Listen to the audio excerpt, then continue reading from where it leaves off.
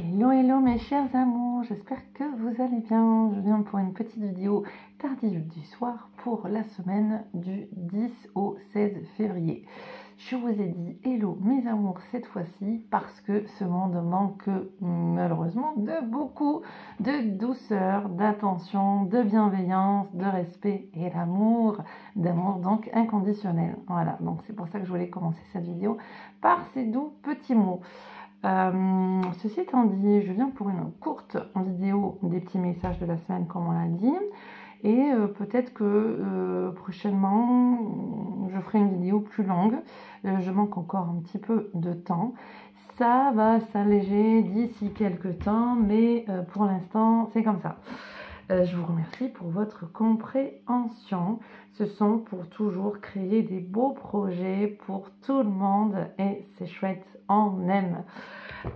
On est parti. Alors je demande à toutes les forces d'amour et de l'univers, toutes nos équipes lumineuses, tous nos anges, nos beaux archanges, tous les êtres de lumière, les maîtres ascensionnés, nos familles d'âmes de lumière, nos anges gardiens d'amour, nos guides et toute cette équipe lumineuse qui sont très patients. Ils sont très patients avec nous. Donc, je les remercie en notre nom à tous pour tout ce qu'ils font pour nous, même si nous ne nous en rendons pas toujours compte. Et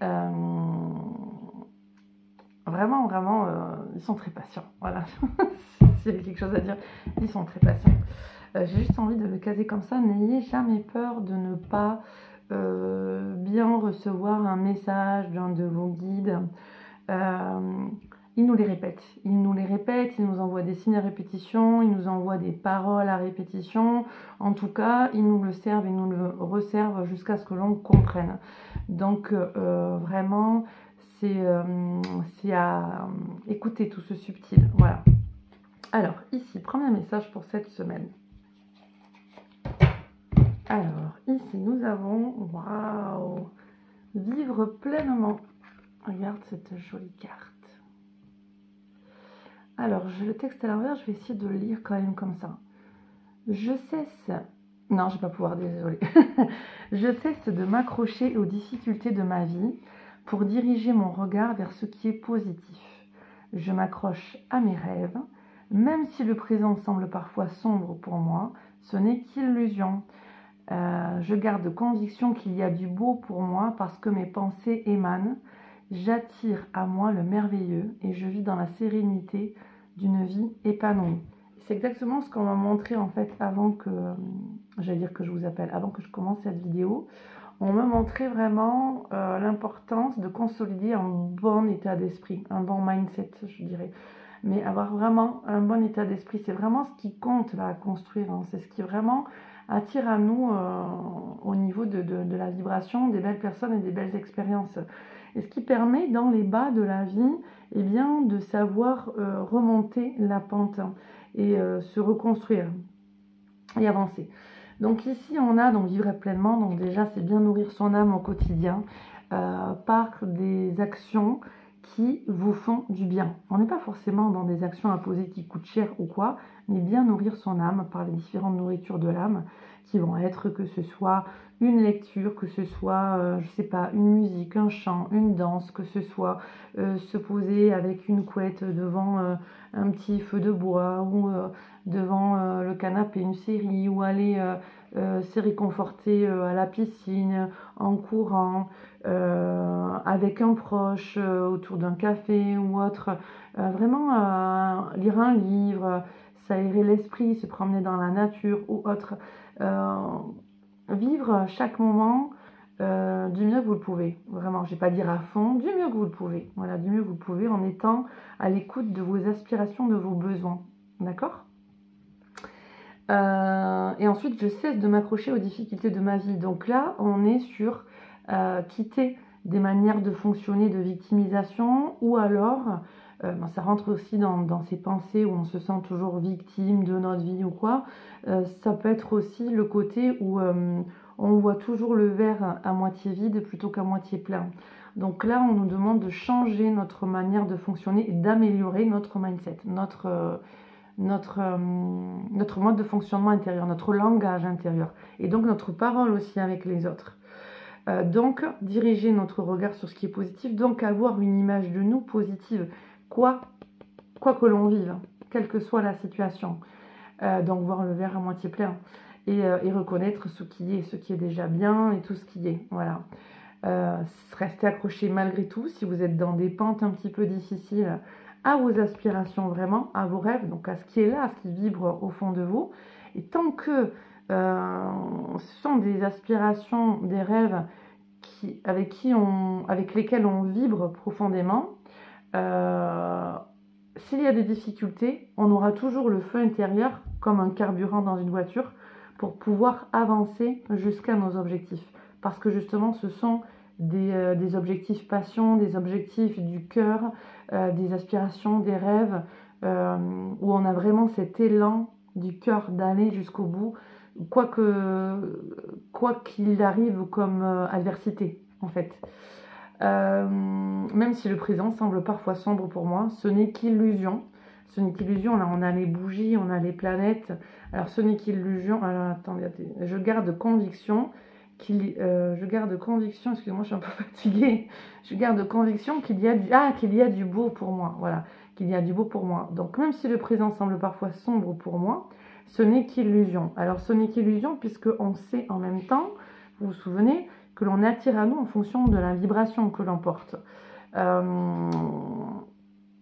Donc, si on a des difficultés à l'extérieur, en effet, ce n'est qu'illusion puisque cet extérieur correspond ce sont nos projections dans notre intérieur. Donc, tant que l'on travaille, que l'on chemine dans notre intérieur, sur nos conditionnements, nos croyances, sur notre énergie, sur notre bagage émotionnel, sur notre histoire, le transgénérationnel, pour justement épurer tout ça et avoir une vision de plus en plus positive avec des croyances fortes, dominantes, positives qui te tirent vers le haut, qui correspondent aussi à voir le verre à moitié plein plutôt qu'à moitié vide, et bien là justement ça fait, vu que tout est illusion à l'extérieur, ça fait s'effondrer les blocages extérieurs pour nous ramener au cœur de notre être, qui est de nous connecter à notre pouvoir créateur et de pouvoir réaliser notre vie à notre convenance, en étant bien aligné avec ce que l'on souhaite, ce que l'on pense, ce que l'on dit, ce que l'on fait, être vraiment en accord avec nous-mêmes et avec nos actions, nos paroles et nos pensées. Parce que mes pensées émanent, j'attire à moi le merveilleux et je vis dans la sérénité d'une vie épanouie. Donc une fois qu'on a fait ce travail-là, ce cheminement-là, eh bien les choses elles se dessinent, elles se positionnent à nous dans notre vie. Et donc là, on touche ensuite au merveilleux. Là, on a quand même une main avec de l'eau qui coule. L'eau comme des cascades de la mer nature qui descendent dans cette terre-mer. Donc on a vraiment l'utilisation de notre esprit positif, mindset positif, élevé, d'accord, élevant, comme on dit, et notre pouvoir créateur, on tient notre vie entre nos mains, et donc on voit que ça coule abondamment, cette eau, cette source, c'est cette source qu'il y a aussi en nous, ce Dieu qu'il y a à l'extérieur et à l'intérieur de nous, puisqu'on fait tous partie de ce grand un, d'accord? Et bien là, on voit que quand on est reconnecté, quand on a enlevé ces barrières de l'esprit et ces barrières que l'on voit à l'extérieur, qui ne sont qu'illusions, à condition de bien comprendre ce que ça vient nous montrer et ce que l'on a à transformer en nous, et bien ensuite on arrive à une manifestation grandiose, comme on me dit, et merveilleuse, justement, et abondante pour soi comme pour tous. Parce qu'ici, cette eau, elle nourrit toute la nature. D'accord? Donc ensuite, on suit le flow. Eh bien, c'était une très jolie carte. On me montre cet oracle-là pour continuer.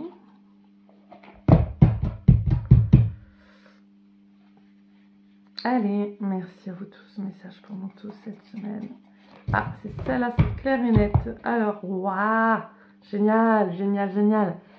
La carte de Dana, la grande prêtresse. Magnifique carte. Vous possédez une connaissance divine et par votre enseignement spirituel, vous pouvez aider les autres. On est exactement sur l'image de la main. À partir du moment où on est recentré, où on fait tout ce travail un petit peu alchimique sur nous. Je dis alchimique parce que ça touche à l'alchimie, d'accord? de notre transformation intérieure, de notre déprogrammation, déconstruction intérieure pour reprogrammer et reconstruire justement tout notre intérieur et nous reconnecter au véritable pouvoir divin, d'accord? Et bien là, on est dans cette grande sagesse, et dans ces grands enseignements d'antan qu'on vient récupérer, justement.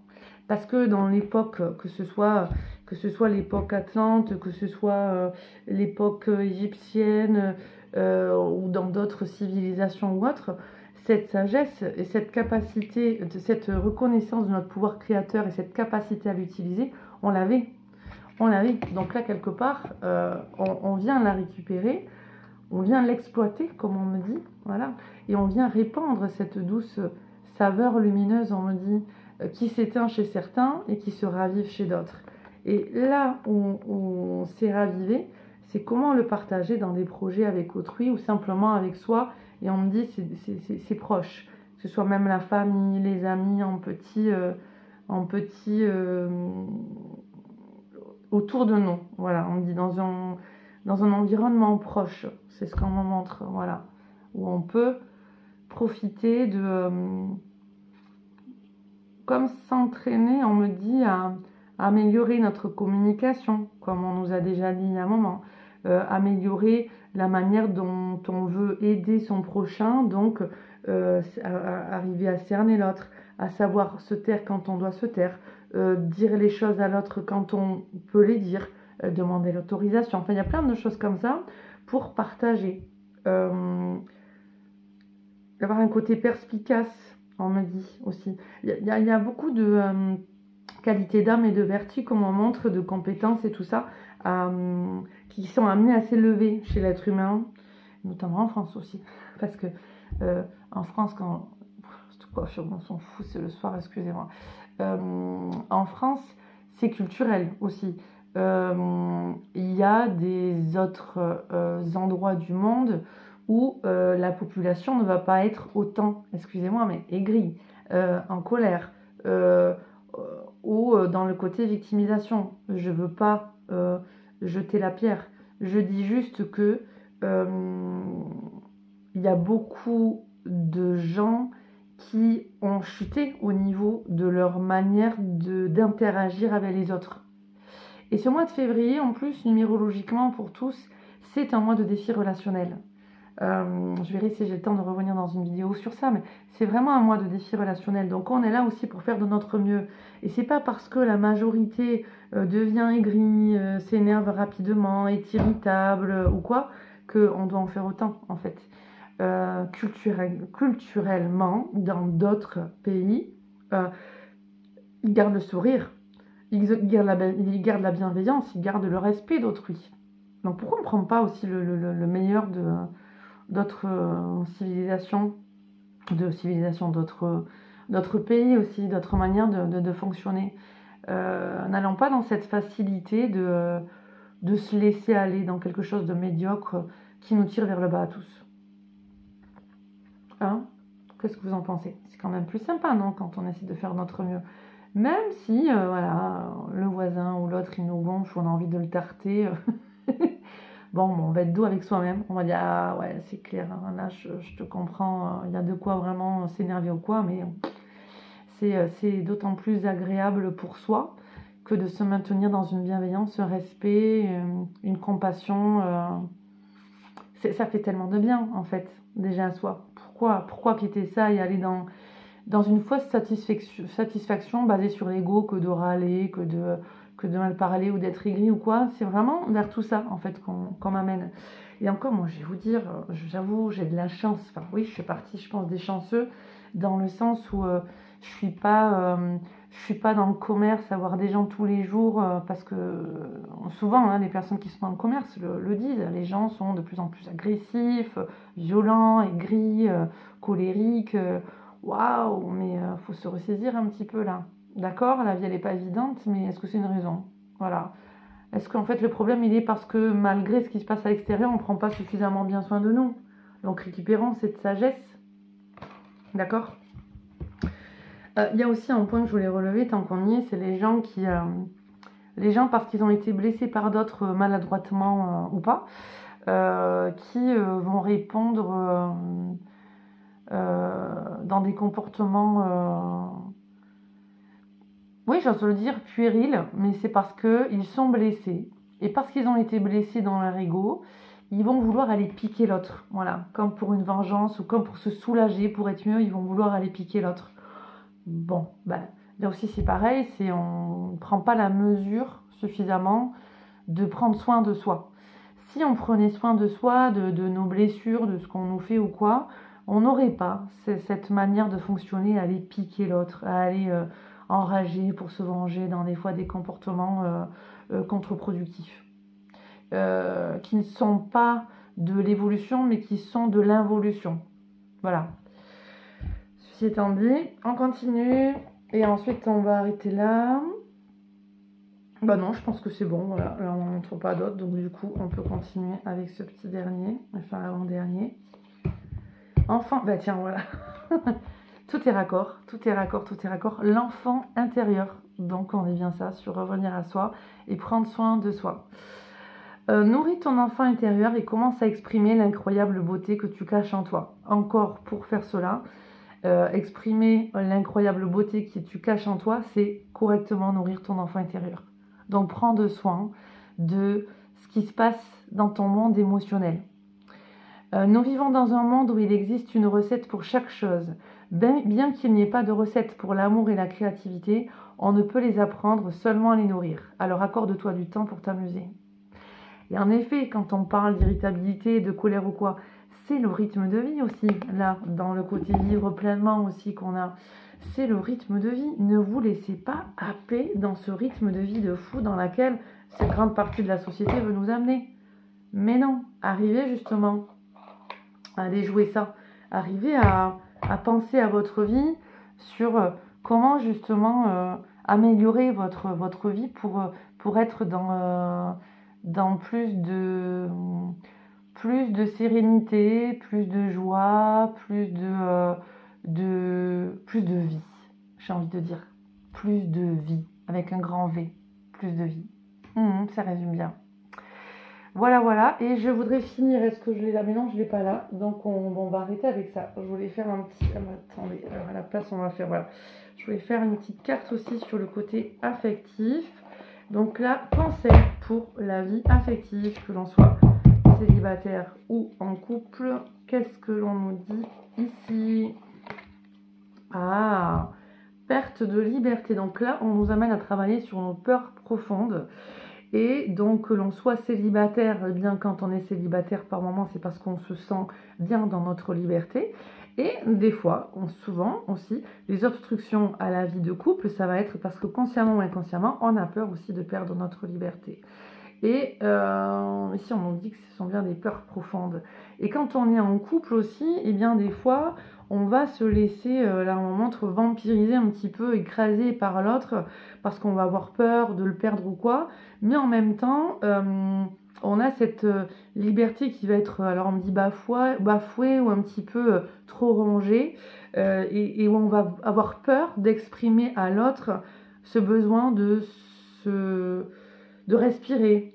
Voilà, de respirer un moment pour vivre pleinement, mais en tout cas pour reprendre un petit peu de l'air frais, mais de l'air frais dans le sens profond du terme, se retirer davantage pour se relier avec nous-mêmes et revenir avec beaucoup plus de sagesse et de sagesse. C'est pas forcément on revient pour mieux discuter ou échanger, non, c'est simplement de sagesse dans le côté, voilà, j'ai pris du temps pour moi parce que j'en avais besoin, j'ai utilisé ma liberté parce que là j'en avais besoin, j'ai bien respiré, je me suis bien correctement nourrie, maintenant je reviens vers toi pour partager des choses avec toi ou quoi. Donc il y a bien cet espace de paix, de sécurité et de plénitude et de vie à repositionner en soi. Voilà, donc là il y a quelque chose, il y a un appel au retour en soi, et c'est pas forcément de l'égoïsme, c'est simplement on refait le plein correctement. On refait le plein correctement parce que là il y en a besoin apparemment pour beaucoup. Je vous embrasse, je vous souhaite le meilleur, je vous souhaite une magnifique semaine et je vous dis à très très bientôt. Je vous aime. Au revoir.